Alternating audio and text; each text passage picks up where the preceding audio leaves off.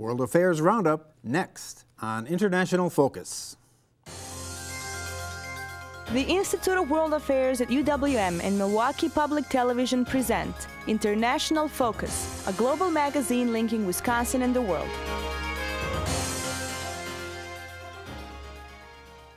Welcome to International Focus and another edition of our World Affairs Roundup. I'm Doug Savage, Assistant Director of the Institute of World Affairs at UWM. Robert Sigliano is away. Today we'll be looking at After Annapolis, reactions to a largely symbolic meeting hosted at the U.S. aimed at restarting the Palestinian and Israeli peace process have been mixed. What's behind this latest diplomatic flurry, and what are the prospects for success? Citizen Musharraf. Pervez Musharraf was sworn in as a civilian president this week after giving up his role as head of Pakistan's powerful military. Has democracy prevailed, or does the deck remain stacked in his favor? Snubbing Hugo. Venezuelan leader Hugo Chavez said his government will cut all ties with Colombia after its president, Alvaro Uribe, terminated Chavez's role as mediator with Colombian guerrillas. Is this current row a personality clash or an ideological fault line in Latin America? Putin the fix-in. As Russians go to the polls in parliamentary elections, opposition members complain that President Putin has rigged the process in his party's favor. What's the prognosis for Russian democracy? Joining us to explore these issues are Jessica Mcbride, print and broadcast journalist and lecturer in the UWM Department of Journalism and Mass Communications; Ann Hamilton, coordinator of international studies at UW-Whitewater, who also served in the U.S. Foreign Service; and Robert Kraig, author of a number of articles and books on the history and politics of American foreign policy. He currently serves as communications and program director for Citizen Action of Wisconsin. Well, welcome everyone. Well, I'd like to start out with the Annapolis Conference that went on earlier in the week. And Ann, maybe you could give us some sense of what was agreed to at the end of this meeting. Well, they didn't agree to a lot in substance. They agreed to a process to initiate with good faith serious negotiations that were supposed to lead to a final peace solution by the end of the year 2008, which of course coincides with the end of the Bush administration. So everything is out on the table. Everything is supposed to be negotiated. They're supposed to be negotiating with great vigor continuously. So there's a sense of urgency that's been attached to it, and also a sense of commitment not only by the representatives from the Palestinian Authority who were there, as well as the Israelis, but also by a number of Middle Eastern countries who were attending the conference to show their support, which made it a rather exciting event, really, to see who would come. And actually many countries did end up sending representatives, which makes the whole process appear to be more hopeful. Mm-hmm. And Jessica, one of the things the Bush administration has been faulted for is really ignoring this issue for a number of years. So why now? Why the sudden engagement? I think you have to look at it in terms of his legacy, and he's trying perhaps to create a legacy here in the final year. I think also, obviously, you have to assume that he has good motives in doing it as well. Obviously, this is key to stability in the entire Middle East region. Some observers are saying, however, the rhetoric here is reminiscent of what we were hearing some 14 years ago, and they're not very hopeful that this is going to go very far because it is largely symbolic, and both sides are attaching numerous conditions to everything. We have the issue of the recognition of the Jewish state. We have the issue of ending the occupation, quote unquote, of the Palestinian areas, and neither side is really budging or putting those on the table. So how far will this go? Will it go beyond rhetoric? That's the question.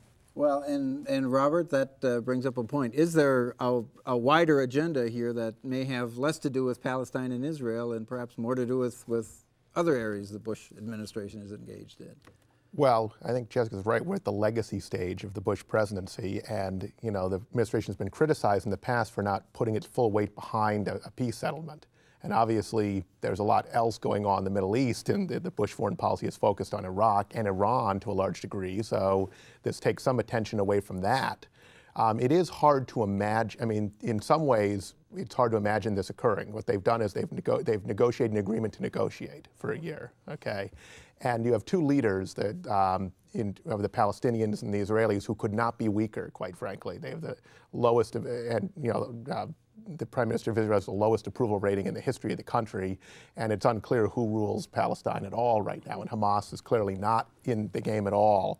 And so it's hard to see, and Jessica's absolutely right about there's been no give on the fundamental differences between the two sides. It is hopeful, as Ann said, that there's a lot more support from other Arab countries, but that and the impetus of the Bush presidency to get something done are the most hopeful things, but the two parties are both weak and diametrically opposed still. Do you think that perhaps because they're weaker in a sense, maybe more ground could be, covered? In what I mean is you don't have the controversial, polarizing figure of, say, an Arafat or, a Rabin in the mix. There's a theory out there that they're less charismatic, and so you don't have that kind of clash. But the question is, can they really negotiate an agreement that their country will stay behind, their people will stay behind, or will it fall apart because they don't even have the legitimacy to negotiate the agreement? That's the push and pull, I think. And when you get to the absolute meat of the issues, like you said, the fundamental issues, then does it just all fall apart?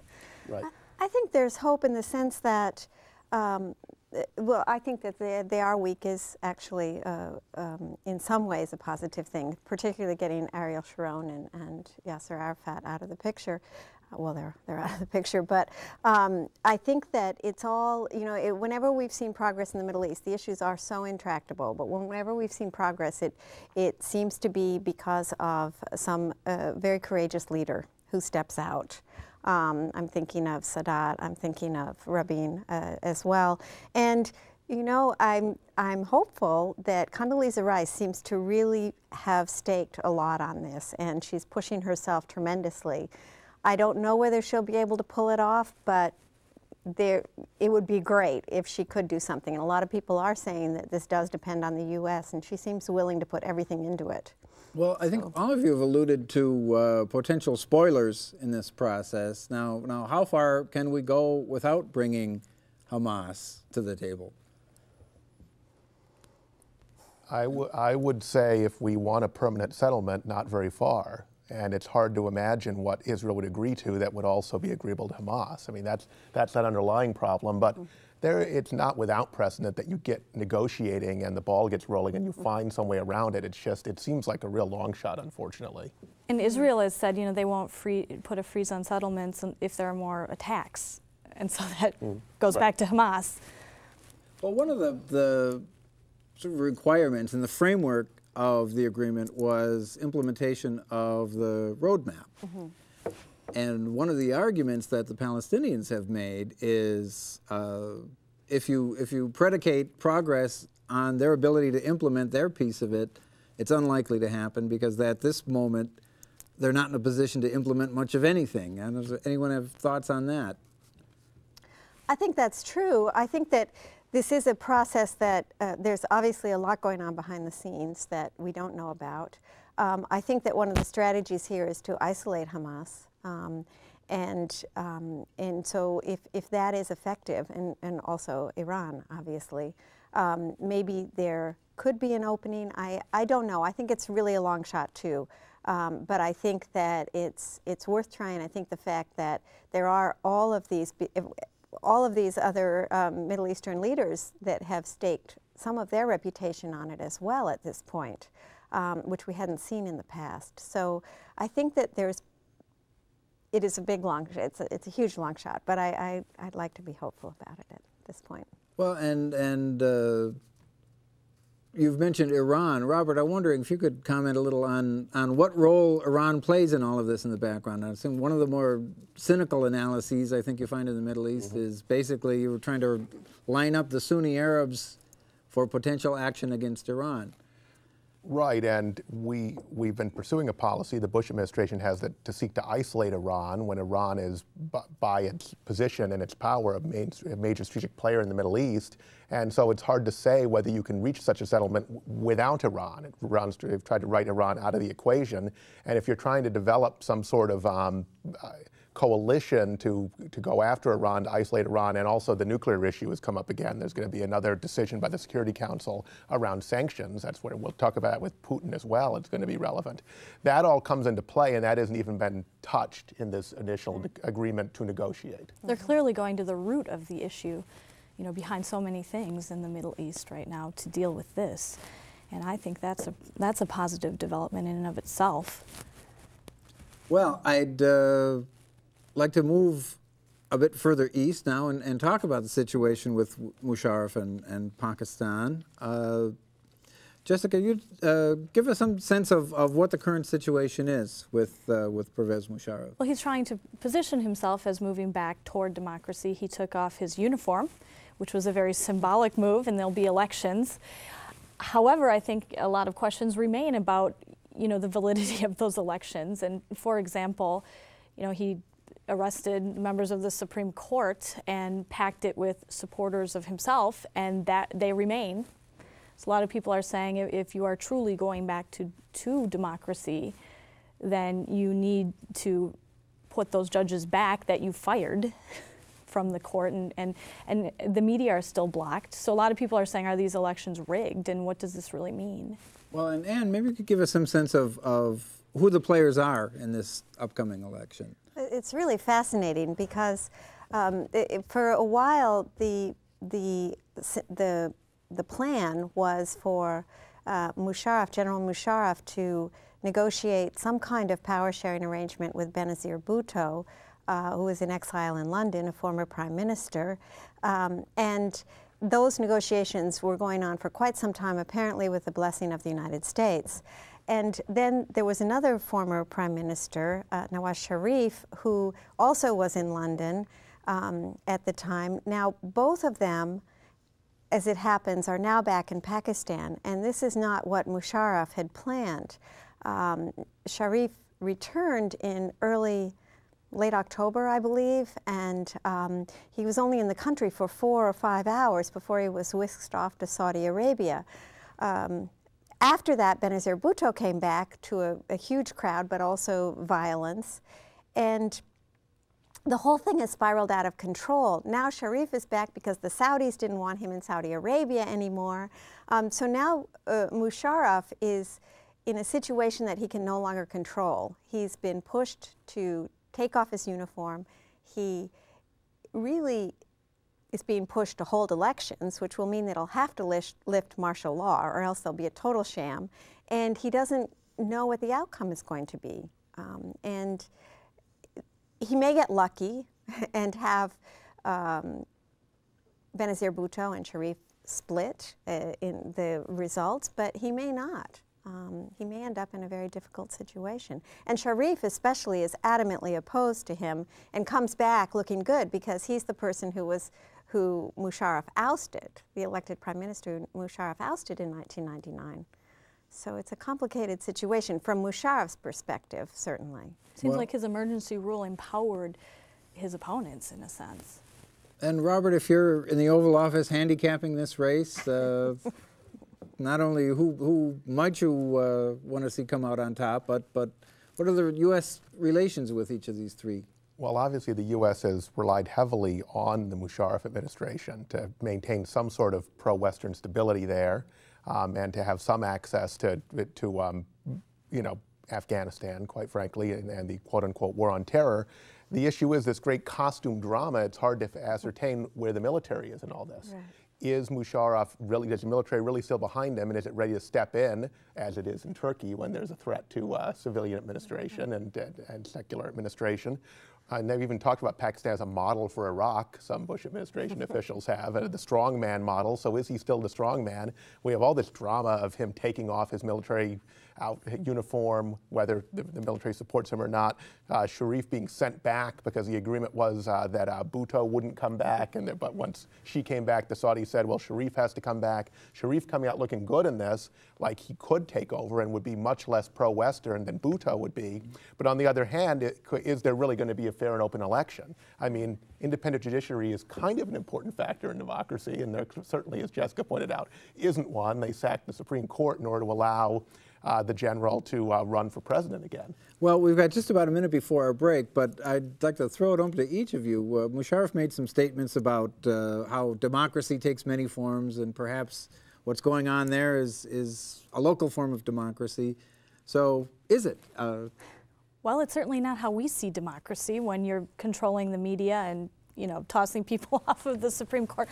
On the other hand, I think, you know, as Americans, we need to be concerned about the Islamic terrorist threat and the militant threat within Pakistan. We do need to balance, you know, our interest in true democracy in Pakistan with our interest in having, you know, a pro-American regime, even if it's in the form of a strongman. I sort of hate to say that, but maybe we have to pick and choose, and we do have to remember that Pakistan is a nuclear country.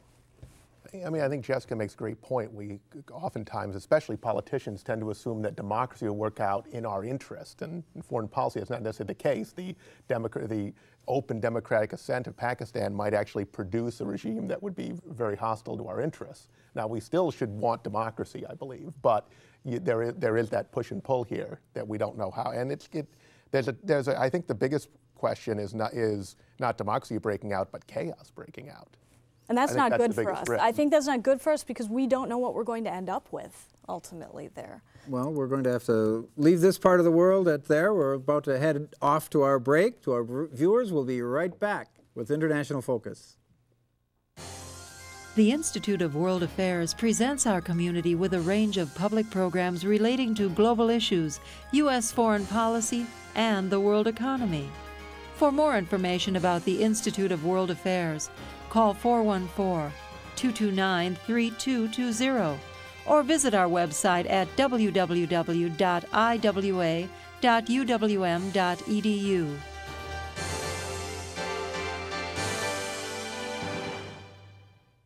Welcome back to International Focus. We're talking with Jessica Mcbride, Ann Hamilton, and Robert Kraig. Well, let's move now to our hemisphere and the row between Colombia and Venezuela. We've got a bit of a tit-for-tat fight going on between the leaders of the two countries. And what precipitated this current crisis? Well, the president of Colombia, Alvaro Uribe, had actually asked Chavez, President Chavez of Venezuela, to help him with the negotiations with the FARC, which is a revolutionary army that has been trying to take control of Colombia for nearly 40 years, to try and get the release of some very high-profile hostages, including a former presidential candidate, a French-Colombian citizen, a woman, and also 3 American defense contractors who are part of this, I believe, 49 hostages that they're trying to get the release of. So these negotiations have been going on between Chavez, a senator, a Colombian senator, and since last August. Right, for some time. Right. And just this week, Uribe fired Chavez, saying that he was legitimating terrorism, and the news reports indicate that this is because the Colombian senator and Chavez had broken the rules and somehow made contact with the Colombian military.